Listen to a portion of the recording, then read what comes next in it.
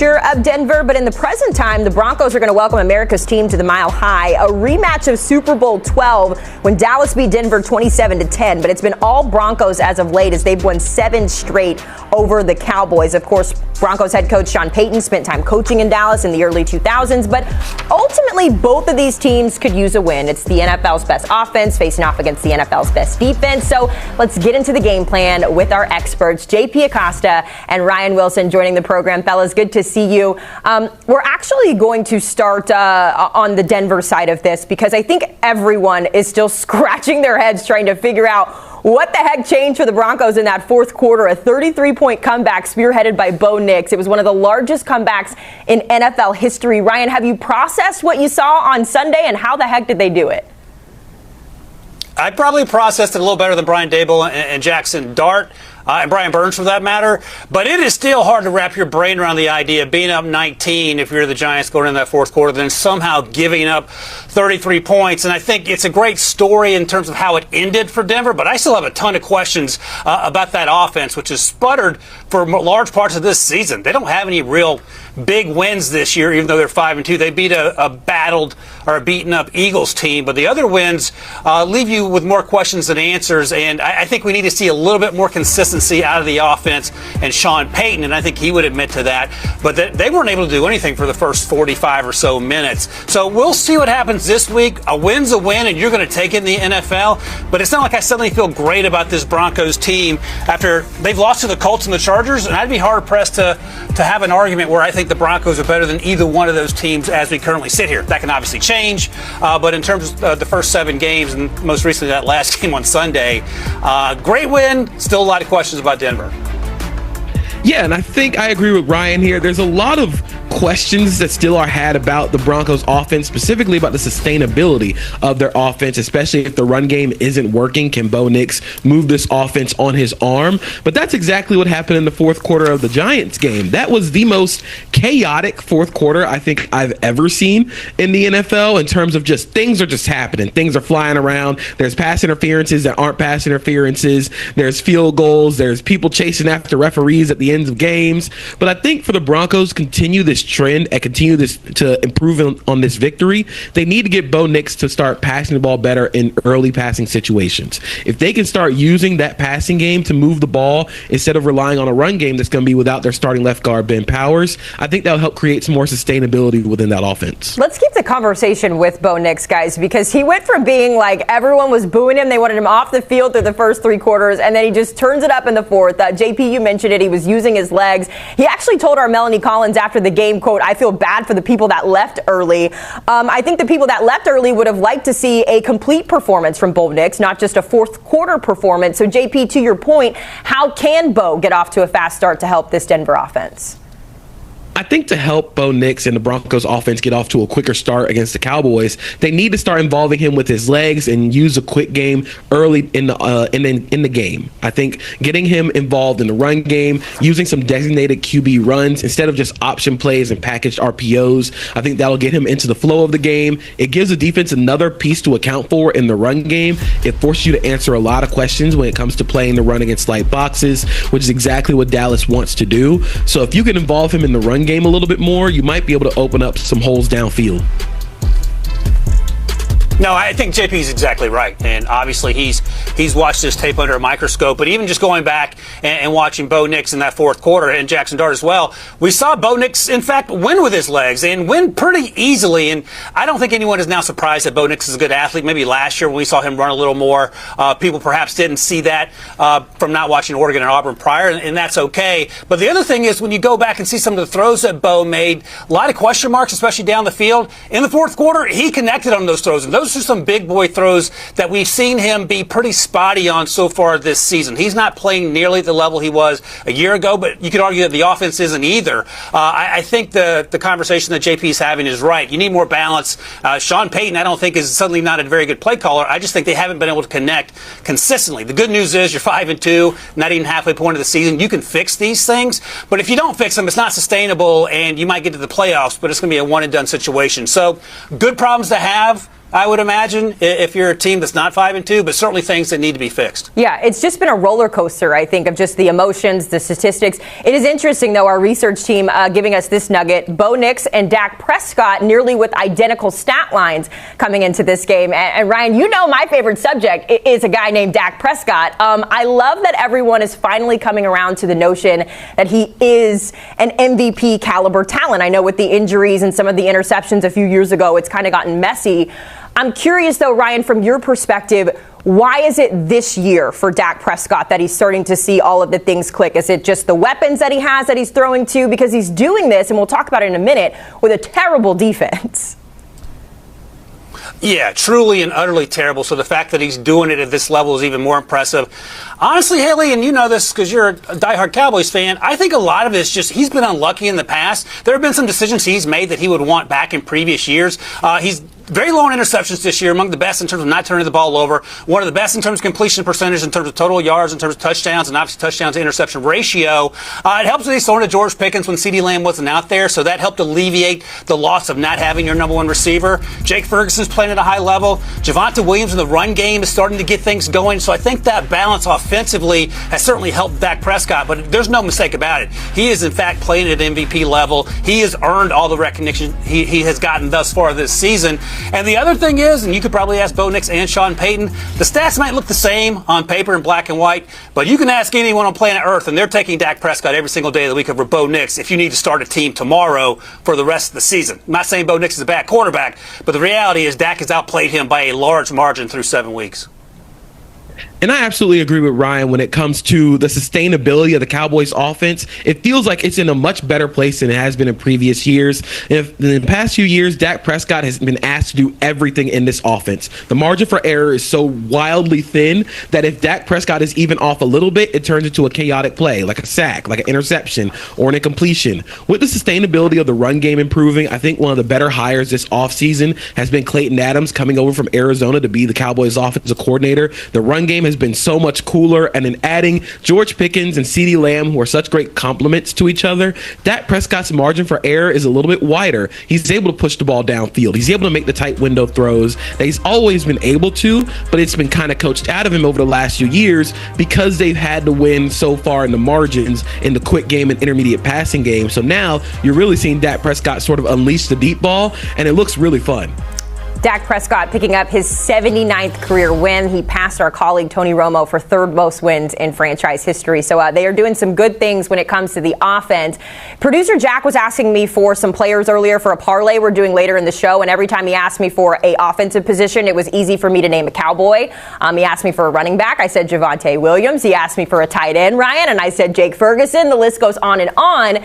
But if he were to ask me about the other side of the ball, I don't know that there's a player that I could nominate on this defense to be a successful player. And when you think about being a championship team, JP, what's the old saying? Defense wins championships. Is there a world where you can see this defense making it through the way they're playing currently and the Cowboys being a championship team, or does something have to give on that side of the ball?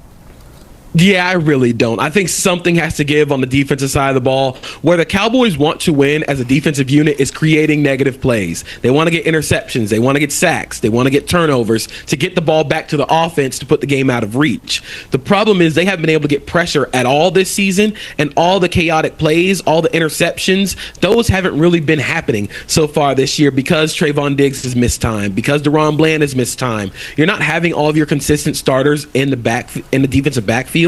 So it makes playing defense a whole lot more difficult if you can't rush the passer to help your secondary, and your secondary can't hold up enough in zone coverage for the pass rush to get home. So it's sort of like you're asking two separate questions that you don't really have the answer to right now when it comes to personnel. I think Matt Eberflus is going to have to change up a little bit of what he does. They play a lot of zone coverage. They don't really blitz. I think they're going to have to start trying to force the issue if they want to try and get this defense to a level that is at least deep playoff run level.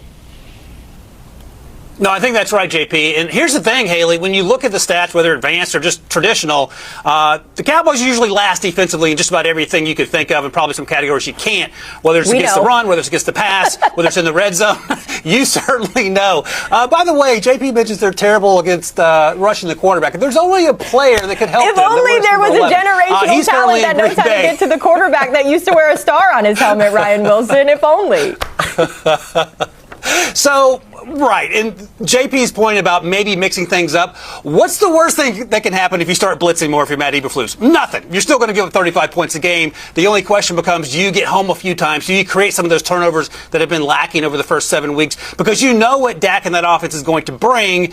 If you can get 1.5 or 2 more stops a game defensively, I would imagine that increases your win probability. It could be like 10 to 15%. So those are the little things you're trying to figure out how to change and perhaps give yourself a leg up when you're up against it, because you are going to battle against the team. If you think about it, like you're going up against a battle of 5,000 people and you have 50 guys out there. You got to figure out strategic ways to win and just mixing it up. What's the worst thing that can happen given that you're down so many players, whether they're star players like Micah Parsons or just guys due to injury in that secondary? Look at this throwback Bears logo, by the way, as you take a look at the defenses ranked first, or teams rather ranked first in total offense, last in total defense. The Cowboys, obviously a part of that list. They are giving up the third most points per game this season at just over 29. So things are not good. That leads us to a game pick. We're going to kind of split this up. JP, I'll come to you first here. You're going to give us an overall pick here between the Broncos and the Cowboys. Who's winning this game in your opinion? Whenever there's a great offense going against a great defense and then a not so great offense going up against the worst defense in the NFL, I sort of tend to lean on the team that has the not so great offense going against the worst defense in the NFL. So I'm going to pick the Broncos here. I do think Denver is uniquely equipped to sort of slow down this offense for the Cowboys, because they don't not only have Patrick Surtain, who's probably going to travel with CeeDee Lamb, but I think Riley Moss has played really well this season, and they have the pass rush to really frustrate this offensive line and sort of get after Dak Prescott. And then against this Cowboys defense, I feel like Sean Payton is going to find a way to scheme guys open. He's always scheming guys open, so I feel like the Broncos win, but it's going to be a little bit close for the first 3 quarters. Okay, don't love that. Ryan, if I give you the specs of this game, the Broncos are favored. They are at home, minus 3.5 there. The point total is set at 51. You're picking this one against the spread, so give us some more positive news for me on this side. Yeah, I'll thread the needle. I'll take the Cowboys to cover plus 3.5. I think they can actually win this game. And JP talked about it.